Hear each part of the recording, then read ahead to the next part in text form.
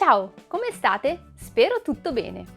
Oggi condivido con voi un'idea per decorare un piatto di vetro che poi sarà perfetto da regalare a una persona con dei gusti un po' particolari. Seguitemi passo passo per scoprire tutte le fasi della realizzazione, ma soprattutto per scoprire tutti i miei trucchetti, segreti e consigli per poterlo realizzare al meglio anche voi. Se poi avete domande o dubbi, scrivetemi qui sotto nei commenti e io come sempre sarò felice di rispondervi. Per ognuno di voi che arriva sul mio canale per la prima volta, piacere di conoscervi. Io mi chiamo Letizia e sul mio canale ogni settimana condivido tutorial sul riciclo creativo, ma anche su decorazione e organizzazione. Quindi se il vostro intento è quello di riutilizzare ma anche decorare oppure organizzare tutto ciò che avete in casa, vi consiglio di iscrivervi adesso al mio canale cliccando su iscriviti e sulla campanella selezionando tutte le notifiche per non perdervi nessuno dei prossimi video. Oggi saluto Antonello Melazzi e Melissa Salvati.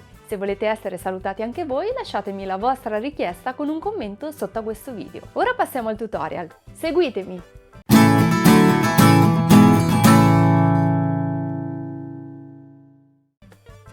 A una svendita ho comprato questo piatto di vetro un po' particolare perché è decorato con motivi geometrici.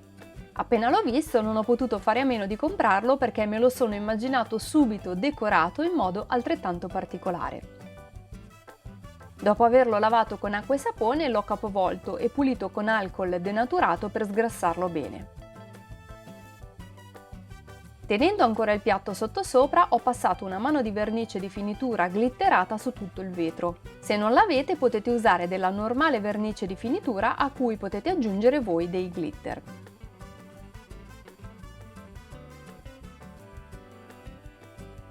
Visto che voglio un effetto glitterato più marcato, aggiungo dei glitter spargendoli direttamente sulla vernice ancora bagnata.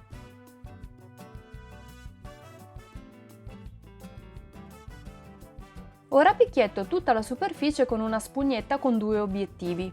Il primo è quello di far aderire meglio i glitter alla vernice, il secondo è quello di eliminare il più possibile le righe del pennello.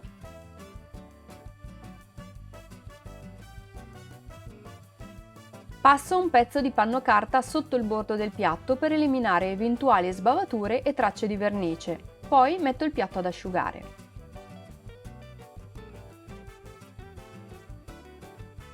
Una volta asciutto il piatto assume un effetto molto particolare. Per renderlo ancora più particolare prendo dei colori acrilici in diverse tonalità di rosa, lilla e azzurro. Metto poco colore di ognuno sul retro del piatto e tampono i colori con una spugnetta cercando di sfumarli bene uno nell'altro.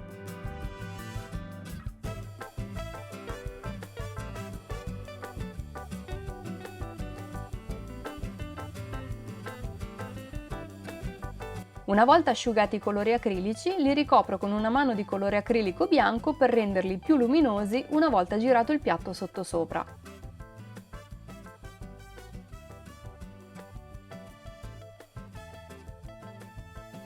Mentre l'acrilico bianco asciuga, prendo un foglio di decoupage che prima strappo a strisce e poi a pezzi più piccoli.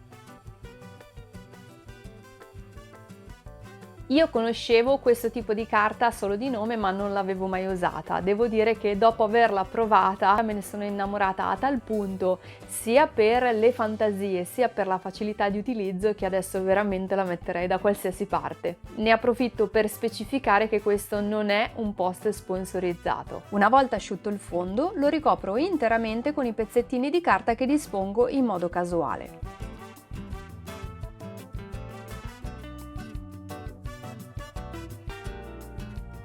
Anche in questo caso, una volta finito, lascio asciugare bene.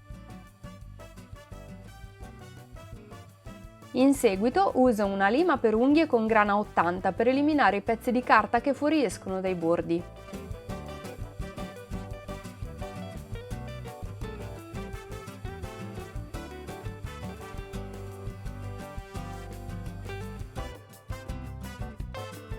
Questo sarà un piatto per torte o comunque un piatto da portata che chiaramente avrà bisogno di essere lavato, ma non si potrà mettere ovviamente né in lavastoviglie né si potrà immergere in acqua nel lavandino. Andrà lavato con acqua e sapone facendo attenzione in modo da non rovinare il decoro che si trova sotto, e in ogni caso, per proteggerlo meglio, decido di passare anche un paio di mani di una vernice di finitura trasparente per esterni. Prima di applicare la vernice spolvero il piatto per eliminare qualsiasi traccia di polvere.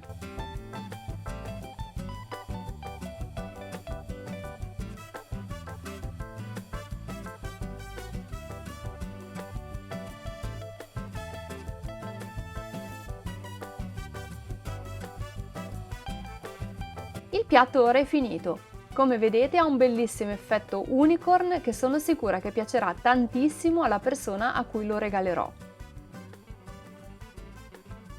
Potete prendere spunto da questa idea di decorazione per preparare tanti bellissimi regali fai da te, magari anche cambiando colori, decorando per esempio con rosso e oro per preparare dei bellissimi piatti da portata natalizi.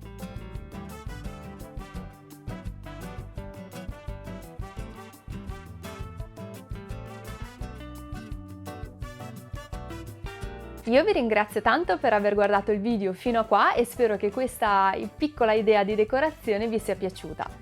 Spero anche che possiate prendere spunto da questa idea per creare tanti bellissimi progetti, e se proverete a rifarlo fatemi sapere nei commenti com'è andata. Io vi aspetto anche su Facebook, Instagram e TikTok, dove condivido progetti e lavori che non trovate qua su YouTube e che riguardano ad esempio bullet journal e lettering. Se questo video vi è piaciuto vi ricordo che potete iscrivervi adesso al mio canale cliccando su iscriviti e sulla campanella selezionando tutte le notifiche per non perdervi nessuno dei prossimi video. Potreste anche lasciarmi il vostro like e condividere il mio video con le vostre amicizie sui social. L'appuntamento è fra pochissimi giorni con un nuovo tutorial e noi ci vediamo alla prossima!